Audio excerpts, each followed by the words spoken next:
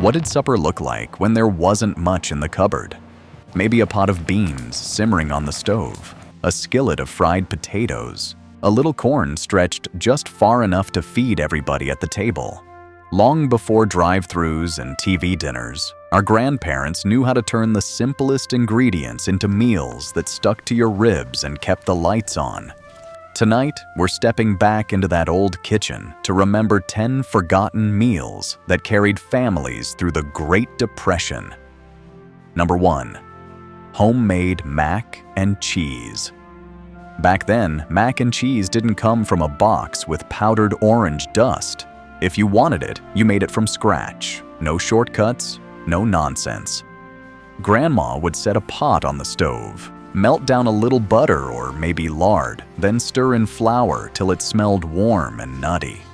She'd pour in milk slowly and steadily, whisking as if her life depended on it, turning that simple mix into a thick, creamy sauce. The cheese wasn't fancy. No sharp white cheddar from some specialty shop. Just good, honest cheese that melted smoothly and stretched every penny. In went the cooked macaroni, soaking up all that rich sauce.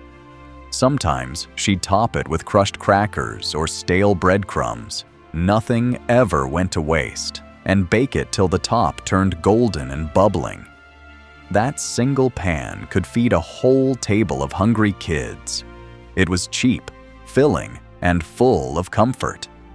On nights when meat was scarce and money was tighter than a jar lid, this dish showed up like an old friend and did the job. Number 2.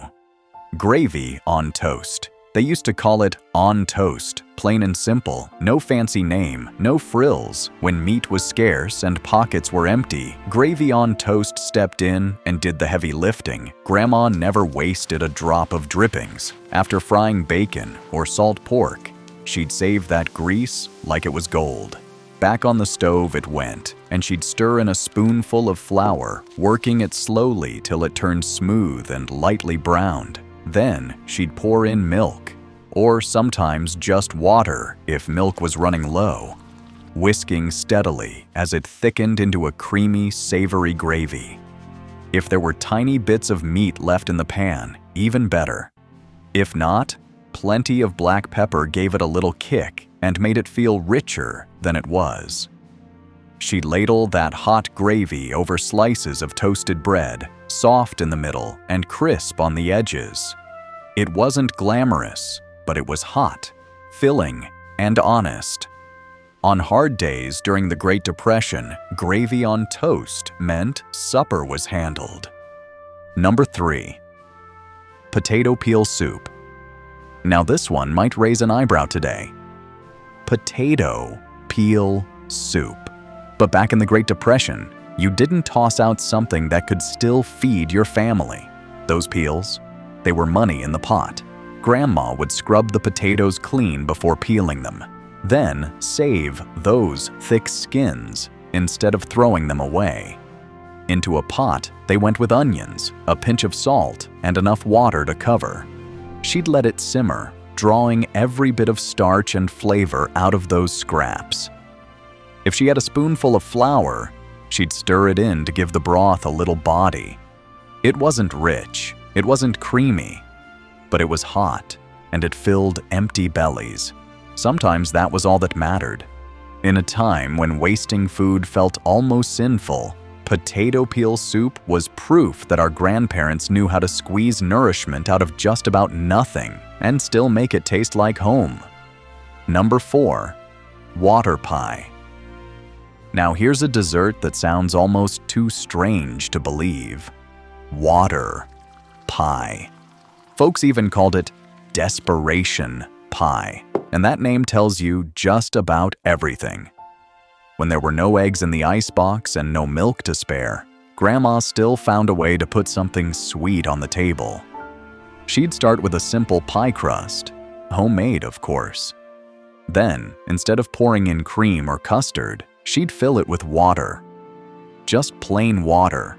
To that, she'd add sugar, a little flour to thicken it up, a few pats of butter or lard, and maybe a splash of vanilla if she was lucky enough to have it. Once it was baked, something almost magical happened.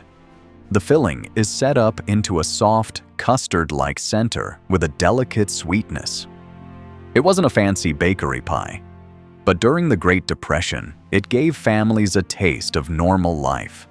And sometimes, that little slice of sweetness meant more than words could say. Number 5. Rice and beans. If there was one meal that could carry a family through the week, it was rice and beans. Cheap, dependable, and filling as all get out. A sack of dried beans cost next to nothing, and rice could stretch just about forever. Grandma would soak those beans overnight in a big bowl of water, then set them on the stove first thing in the morning. They'd simmer low and slow for hours, softening up and soaking in flavor. If there was a ham bone left from Sunday dinner, in it went. Maybe a little salt pork if times weren't too lean. If not, salt and patience did the trick. The rice cooked up fluffy on the side, ready to catch every bit of that rich bean broth. Together, it made a full plate, protein, starch, and enough calories to keep folks working sunup to sundown. It wasn't glamorous, but it was steady. And in the Great Depression, steady meant survival. Number 6. Lentil soup. Lentil soup might not sound exciting, but back then, it was a smart cook's secret weapon. Lentils were cheap, packed with protein, and best of all, you didn't have to soak them overnight like other beans. That saved time, fuel, and effort. 3 things nobody wanted to waste. Grandma would pour a cup or two into a pot with water, toss in chopped onions or carrots if she had them, and let it all simmer and steady. As they cooked, those little lentils would soften up and thicken the broth on their own. No cream, no fancy seasoning, just a pinch of salt and maybe a bay leaf if one was tucked away in the cupboard. The smell was simple but comforting. Earthy, warm, and honest. One pot could feed the whole family and still have leftovers for the next day. Number 7. Grilled cheese and tomato soup. Some nights, supper was as simple as a grilled cheese sandwich and a bowl of tomato soup. But don't let the simplicity fool you. Back in the Great Depression, this was comfort in its purest form. Grandma would lay slices of bread on the table, spread them with butter, or mayonnaise when butter was scarce, and tuck a slice of cheese in between. Onto a hot skillet it went, sizzling till the outside turned golden brown and crisp, while the cheese inside melted into gooey perfection. On the stove, a pot of tomato soup warmed gently. Sometimes it came from a can, stretched with a little extra water or milk to make it go further. That bright red soup was smooth, tangy, and just rich enough to balance the sandwich. You dip that crispy corner right into the soup and take a bite. Warm, savory, and downright satisfying. It wasn't expensive, it wasn't fancy, but on a cold day, it felt like a hug in a bowl. Number 8. Stuffed peppers. Stuffed peppers were Grandma's way of making a little meat go a long, long way. When ground beef was scarce or too pricey, she didn't skip supper. She stretched it. She'd hollow out big bell peppers from the garden or market, saving every usable bit. In a bowl, she'd mix cooked rice with a handful of ground beef, maybe some onions, salt, and pepper. If the meat was really tight, she'd bulk it up with soaked breadcrumbs. Nobody at the table had to know there was more rice than beef in there. That filling got packed tight into each pepper, then set in a baking dish with a simple tomato sauce poured over the top. Into the oven they went, baking slowly till the peppers softened and the kitchen smelled rich and savory. Each pepper was its own little meal, vegetable, grain, and protein, all wrapped up neat. It looked special too. And during the Great Depression, making dinner look special meant you were still holding your head high. Number 9. Beef stew.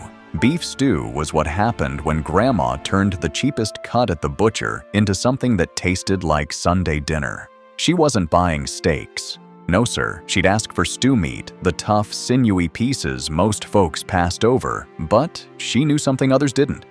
Give it time, and it'd turn tender as can be.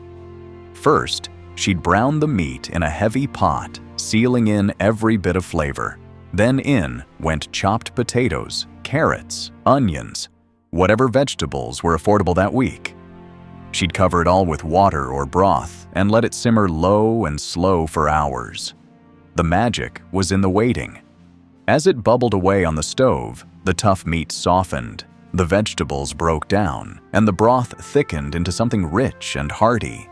By supper time, that pot could feed the whole family and maybe even stretch into the next day.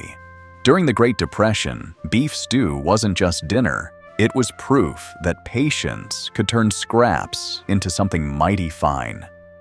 Number 10. Ramen noodles.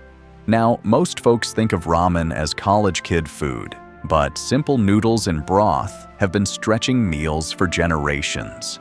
When money was thin and time was short, a pot of noodles could come together in a hurry and still feel like a real supper. Grandma would bring a pot of water to a boil, drop in the noodles, and stir them loose with a wooden spoon. If there was broth, she'd use it. If not, water and a pinch of salt did just fine. But she didn't stop there. She knew how to dress it up. A cracked egg swirled right into the simmering pot would cook into silky ribbons. A handful of chopped onions from the garden, maybe a few leftover vegetables, even a scrap of meat if one was around.